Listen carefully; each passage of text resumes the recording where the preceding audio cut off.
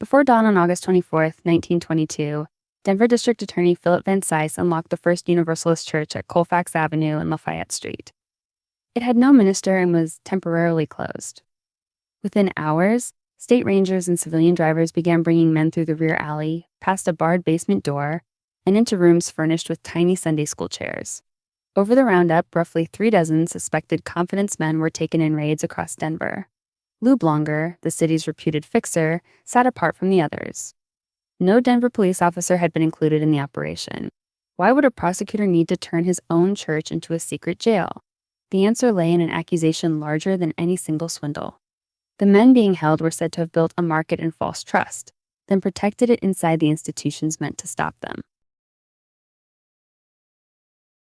Louis Herbert Blonger, born in Vermont in 1849, had spent decades making himself part of Denver's public scenery.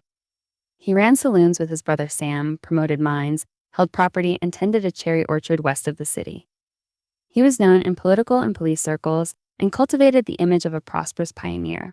That respectability was not separate from the criminal enterprise later described in court. It was one of its protections. Prosecutors said Blonger occupied the top position as the fixer. He did not have to stand inside a fake brokerage room or approach a traveler. His function was to decide who could work, arrange protection, and keep the organization connected. The city saw an elderly businessman. The conspiracy case presented another identity, the manager of a system built to make fraud look ordinary. Below Blonger stood Adolph W. Duff, later described in sentencing reports as the first lieutenant of the confidence men. Around them was a division of labor. Steerers searched streets and hotel lobbies for affluent visitors. Managers rented rooms and assigned crews. A persuasive player carried the supposed inside information. Clerks presided over the false exchange. Extras supplied movement and apparent business, while a watcher followed any member carrying real cash. Contemporary reporting said steerers worked on commission and turned most of the net proceeds over to the organization in exchange for protection, warnings, and access. This was not one gifted liar improvising across a table. It was a coordinated production in which strangers appeared to confirm one another. Each participant supplied a small piece of credibility. Blonger and Duff supplied the structure that made those pieces reusable. Summer visitors arriving by rail gave the ring both opportunity and distance. According to Van Cise's later account, crews were told to avoid local residents and concentrate on people from outside Colorado who would face the burden of returning to testify. A steerer could begin with a request for directions, a familiar name, or a chance meeting in a hotel. Another apparent stranger would soon join the conversation. The target was not rushed toward a demand. He was allowed to watch other men seem to trust one another first. Denver's respectable buildings completed the introduction. An office address, a polished desk, and the sounds of telephones suggested that ordinary commerce was taking place. The scheme depended on a careful paradox. The victim had to believe he had discovered a private advantage inside a public market, while never noticing that the market itself had been built for him. The false exchange needed only enough detail to survive a visitor's first inspection. In August 1922, investigators seized a large quotation board, false stock tickets, a telephone, and a telegraph instrument from rooms in the Denham Theater building. The instruments did not connect the customer to a real market. Clerks and extras created the appearance of orders arriving and prices moving. A companion might first place a small trade with money supplied by the crew. The quotation would move as predicted, and a paper profit would appear. The result was not random. Everyone in the room, except the visitor, already knew the script. What looked like a financial institution was portable scenery. The value of the room came from its timing, the confidence of its staff, and the target's growing belief that he had seen proof rather than a rehearsal. P.G. Scheib, a Michigan banker, described that progression when testimony began in February 1923. He said he went for a morning walk in downtown Denver and met a stranger using the name George Shire. A second man joined them, and the group entered the Denham building to visit a supposed stock exchange. Scheib testified that an early transaction appeared to produce $2,000. Later, he was shown a stack presented as $100,000 in winnings. The apparent success did not end with a payout. It created a reason for him to supply genuine funds before the deal could be completed.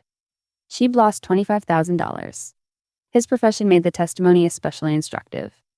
The scheme did not require ignorance of finance. It required a controlled room, several coordinated witnesses, and a sequence in which each false result appeared to verify the last. A successful swindle still required an exit. When the target's cash had been committed, the market could suddenly reverse, a rule could be invoked, or an official could appear. The crew called the ending the blow-off. shame, and uncertainty then worked for the organization. A visitor who had believed he was exploiting private information might hesitate to complain. If he did complain, he encountered a city where advance warnings could travel quickly. The 1922 raid found a tip headquarters at 929 17th Street, organized to circulate notice of intended arrests. Trial reporting also described police detectives receiving regular payments and a confidential suspect list passing into Blonger and Duff's hands. The protection was not perfect, but it was credible enough to shape behavior. Denver's confidence market was profitable because the false exchange extended beyond a rented suite. It included the victim's fear that the real system might also be staged. Philip Van Cise entered the district attorney's office in January 1921 after winning the 1920 election. A veteran of military intelligence, he treated the ring as an organization rather than a collection of isolated complaints. He also concluded that ordinary police channels could expose any move before it began. Prominent Denver residents privately contributed $15,000 to fund a separate investigation. Van Cise hired investigators from outside the local network and kept the operation apart from city police. The arrangement carried its own risk. A public prosecutor was using privately supplied money and civilian help, and the resulting case would have to withstand a courtroom challenge. But secrecy answered the practical problem in front of him. To collect evidence against a protected confidence ring, he first had to prevent the investigation itself from becoming another piece of information sold to the ring. Investigators rented an observation room across from Blonger's office and used telescopes to record visitors. A listening device concealed inside the office carried conversations to the watchers. Surveillance was also established around the Albany Hotel, where tourists were approached. The methods produced documents, names, and a map of relationships, but they also exposed the depth of the warning system. A confidential list sent through law enforcement channels reached Blonger and Duff. Van Cise responded with misdirection. He allowed one suspected source inside his own office to receive false information, and he publicly signaled that he was leaving for a long fishing trip. The ring's summer activity resumed. The investigation had become a contest over who could control appearances. Blonger relied on the belief that arrests could not occur without Denver police. Van Cise designed an arrest force that made that assumption false. The final opening came through J. Frank Norfleet, a Texas rancher already known for pursuing confidence men. In August 1922, he entered Denver as a plausible wealthy visitor and allowed a crew to begin working on him. His cooperation gave Van Cise a live operation to watch and a reason to move before suspects scattered. Early on August 24th, assignments went to district attorney investigators, special deputies, civilian drivers, and Colorado Rangers. Blonger was arrested quietly, while other teams struck hotels, offices, and the ring's warning center. At 226 Denham Theater building, they found the false exchange. At 309 American Bank and Trust Company building, they entered the leadership office. The prisoners went to the church instead of city jail, where news might travel. The strange scene from the opening was not theatrical decoration. It was the final piece of an evidence plan built around one conclusion: that procedure itself had been compromised. The raids converted a hidden system into physical exhibits. Officers cataloged false telephones, telegraph equipment, stock forms, letterheads, tickets, and the quotation board. Papers seized from offices could be compared with surveillance notes and the accounts of victims. A conspiracy case followed, and 20 defendants went to trial before Judge George F. Dunkley on February 5th. 1923. The prosecution did not need to prove that every defendant had spoken to every victim. Its theory was that specialized roles served a common operation. Witnesses described approaches on Denver streets, staged transactions, demands for cash, and the disappearance of promised profits. The surviving court material identifies the matter as State of Colorado versus John Allison and others, case number 10749. That formal title is less famous than the $1 million label, but it reveals how the prosecution worked. The case was built against a network. The trial record grew to 83 witnesses and 524 exhibits. On March 28th, after more than 102 hours of deliberation, the jury found all 20 defendants guilty on 3 conspiracy counts. The long deliberation mattered. One juror initially qualified his answer when the panel was polled, then affirmed in open court that the verdict was his. On June 1st, Judge Dunkley denied motions for a new trial and imposed prison terms on 19 men. Blonger, Duff, and 9 others received concurrent terms of 7 to 10 years. 8 received terms of 3 to 10 years.